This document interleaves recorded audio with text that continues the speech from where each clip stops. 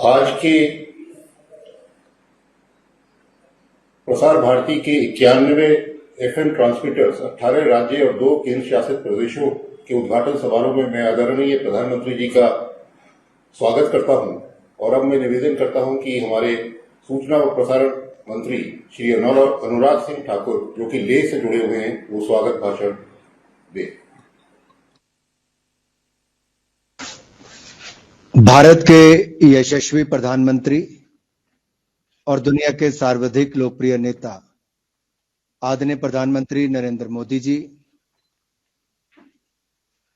विभिन्न राज्यों के जुड़े हुए देश के कोने कोने से आदरणीय माननीय मुख्यमंत्रीगण, सभी माननीय केंद्रीय मंत्रीगण, सभी राज्यों के मंत्रीगण और लेह से जुड़े हुए आदरणीय एलजी महोदय, सांसद महोदय और देश भर के 18 राज्यों और 2 यूनियन टेरिटरी से जुड़े हुए सभी माननीय सांसद और विधायकगण, मैं सबसे पहले तो आप सबकी ओर से आदरणीय प्रधानमंत्री जी का आज के कार्यक्रम में बहुत बहुत स्वागत और अभिनंदन करता हूं।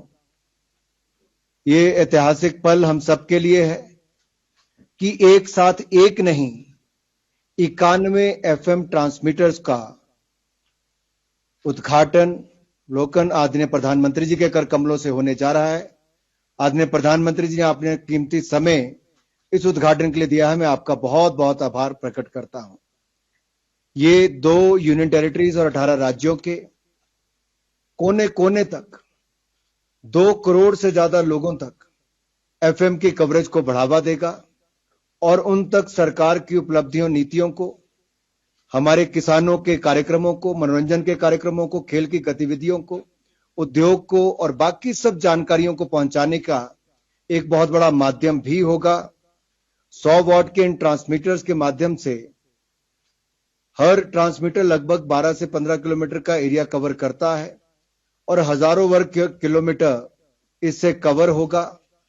आदरणीय प्रधानमंत्री जी, हालांकि रेडियो की शुरुआत तो 1930 में हुई और 1936 में ऑल इंडिया रेडियो बना, लेकिन जिस तरह से आपने एनालॉग से डिजिटाइजेशन की ओर जाने का निर्णय 2017 में किया और आपने कहा कि जन जन तक, दूर सुदूर गांव तक रेडियो की सुविधा को पहुंचाना चाहिए, ऑल इंडिया रेडियो ने, आकाशवाणी ने उस दिशा में कदम उठाए और हमें सबसे बड़ा बल तब मिला जब आपने मन की बात का कार्यक्रम की शुरुआत की।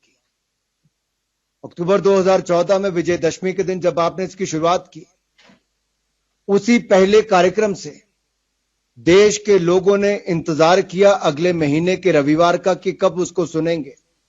14 मिनट से 19 मिनट, फिर 23 मिनट, अब 30 मिनट का एक कार्यक्रम 99 एपिसोड अपनी पूरी कर चुका है और मुझे कहते हुए प्रसन्नता है, एक सर्वे में अभी पाया गया कि 100 करोड़ भारतवासी ऐसे हैं जिन्होंने कभी ना कभी मन की बात को सुना है और 23 करोड़ से ज्यादा ऐसे जो हर महीने इसको सुनते हैं, 45 करोड़ ऐसे जो इसको अपना हर महीने सुनने की आदत बनाना चाहते हैं।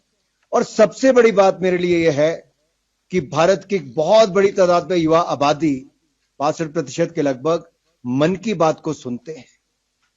तो जो लगता था कि रेडियो के बाद टेलीविजन, ओटीटी प्लेटफॉर्म, इंटरनेट के आने के बाद क्या रेडियो की भूमिका क्या रहेगी, आपके मन की बात ने सबके मन को छुआ भी है, दिल को छुआ है और उन लोगों की उपलब्धियों को भी जन जन तक पहुंचाने का काम किया है।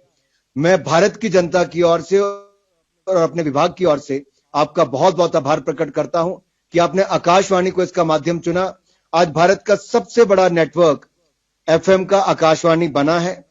हमारे 262 स्टेशन है और अलग अलग लैंग्वेजेस में भी, हम विदेशी लैंग्वेजेस में भी इसका प्रसारण करते हैं और न्यू इंडिया की ग्रोथ स्टोरी हम आकाशवाणी के माध्यम से भी जन जन तक पहुंचाने का प्रयास कर रहे हैं, जो आपके नेतृत्व में नए भारत का निर्माण हो रहा है। आपने कहा है विकसित भारत बनाना है, तो विकसित भारत के इस संकल्प में आकाशवाणी भी अपनी भूमिका निभाए, वो हम प्रयास करेंगे आपके मार्गदर्शन में, आपके आशीर्वाद से आगे बढ़ने के लिए।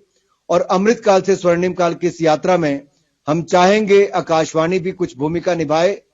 देश के दूर से दूर गांव में भी हम आपकी सोच को, आपकी योजनाओं को और आपके नेतृत्व में भारत को आगे बढ़ाने के इस प्रयास को करेंगे।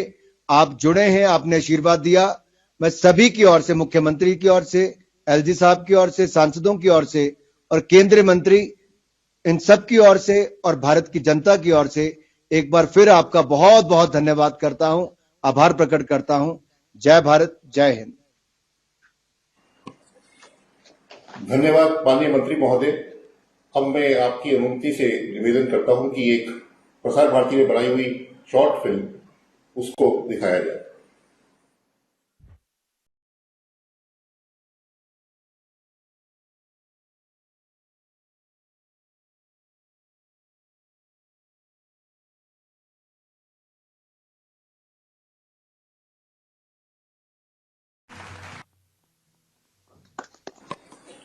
धन्यवाद आदरणीय प्रधानमंत्री जी। अब मैं आपसे निवेदन करता हूं कि आप मार्गदर्शन भाषण कर हमारा उत्साहवर्धन करें।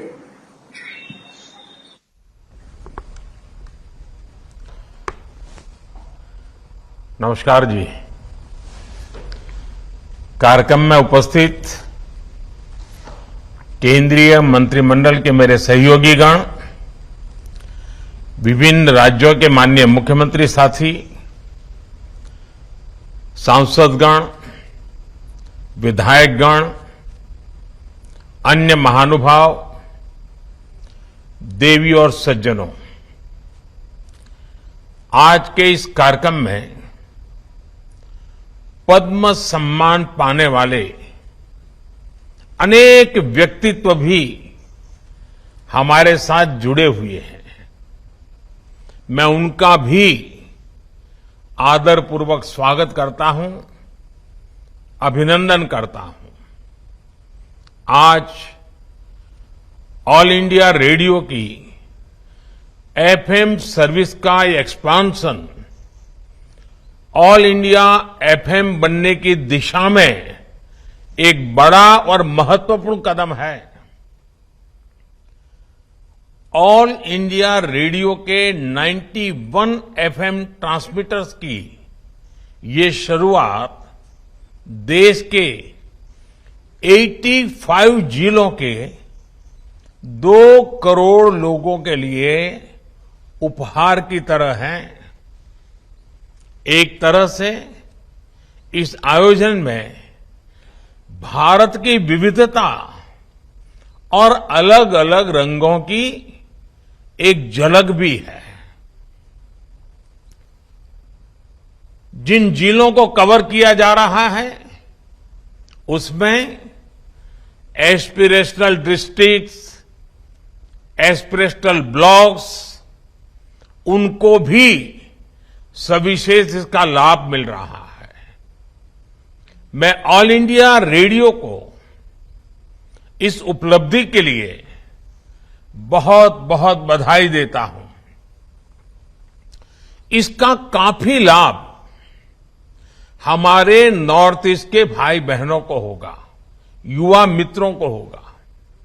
इसके लिए उन्हें मैं विशेष तौर पर बधाई देता हूं। साथियों, जब बात रेडियो और एफएम की होती है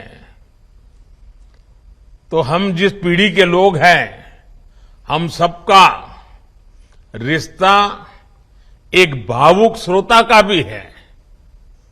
और मेरे लिए तो ये भी खुशी है कि मेरा रिश्ता एक होस्ट का भी बन गया है। अभी कुछ दिन बाद ही मैं रेडियो पर मन की बात का 100वां एपिसोड करने जा रहा हूं। मन की बात का ये अनुभव देशवासियों से इस तरह का भावनात्मक जुड़ाव केवल रेडियो से ही संभव था। मैं इसके जरिए देशवासियों के सामर्थ्य से जुड़ा रहा, देश की सामूहिक कर्तव्य शक्ति से जुड़ा रहा।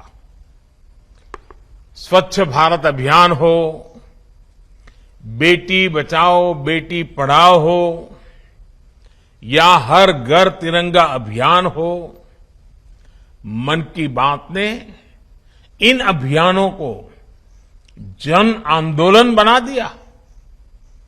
इसलिए एक तरह से मैं ऑल इंडिया रेडियो की आपकी टीम का भी हिस्सा हूं। साथियों, आज के इस आयोजन की एक और खास बात है। ये वंचितों को वरीयता की सरकार की नीति को आगे बढ़ाता है, जो अब तक इस सुविधा से वंचित रहे, जिन्हें बहुत दूर दराज में रहने वाला माना जाता था, वो अब हम सभी से और ज्यादा कनेक्ट होंगे। समय पर जरूरी जानकारी पहुंचाना हो, कम्युनिटी बिल्डिंग का काम हो, एग्रीकल्चर से जुड़ी मौसम की जानकारियां हो, किसानों को फसलों, फल, सब्जियों की कीमत की ताजा जानकारी हो, केमिकल खेती से होने वाले नुकसान की चर्चा हो, खेती के लिए आधुनिक मशीनों की पुलिंग हो, महिलाओं के सेल्फ हेल्प ग्रुप को नए बाजारों के बारे में बताना हो, या फिर किसी प्राकृतिक आपदा के समय पूरे क्षेत्र की मदद करना, इन एफएम ट्रांसमीटर्स की बहुत अहम भूमिका रहेगी। इसके अलावा एफएम की जो इंफोटेनमेंट वैल्यू है वो तो होगी ही।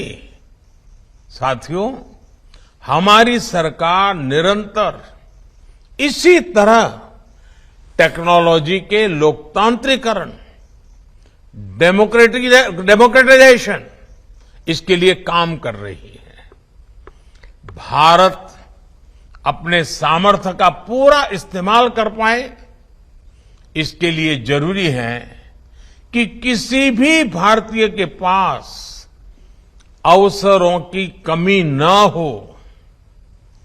आधुनिक टेक्नोलॉजी को सभी के लिए एक्सेसिबल बनाना, अफोर्डेबल बनाना, इसका बहुत बड़ा माध्यम है।